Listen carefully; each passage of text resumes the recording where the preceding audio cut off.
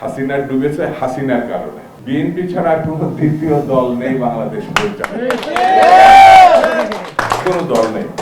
কারণ এই বিএনপি গণতন্ত্রের জন্য আন্দোলন করেছে, যত ত্যাগ স্বীকার করেছে, যত নির্মমতার মুখোমুখি হয়েছে, নির্যাতনের মুখোমুখি হয়েছে। আমি অন্যদেরকে ছোট করছি না, মানুষ বিএনপিকে পছন্দ করে, মানুষ বেগম জিয়াকে পছন্দ করে, মানুষ তারেক সাহেবকে পছন্দ করে। আল্লাহ হয়তো মেহেরবান, আগামী ভবিষ্যতের প্রধানমন্ত্রী তিনি নির্ধারণ করে রেখেছেন, সেটা বিএনপির মধ্যে থেকেই আসে। এটা আমার কাছে এতদিনের রাজনীতি, 50 বছরের রাজনীতির জীবনে এটা আমার বিশ্বাস।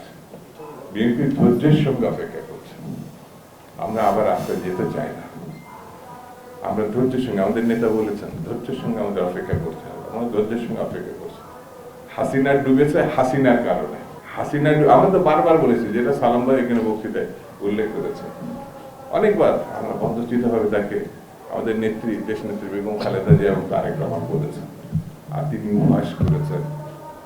বিএনপির কোন নেতা আছে, নেত্রী আছে? এখন তো যিনি ছিলেন কোথায় যে গেছে আমরা খুঁজেও পাচ্ছি না।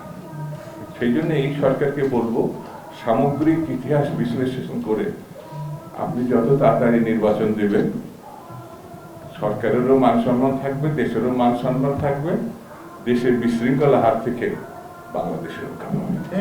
এটাই আমি প্রত্যাশা করি, বিএনপি প্রত্যাশা করে, মানুষ প্রত্যাশা করে।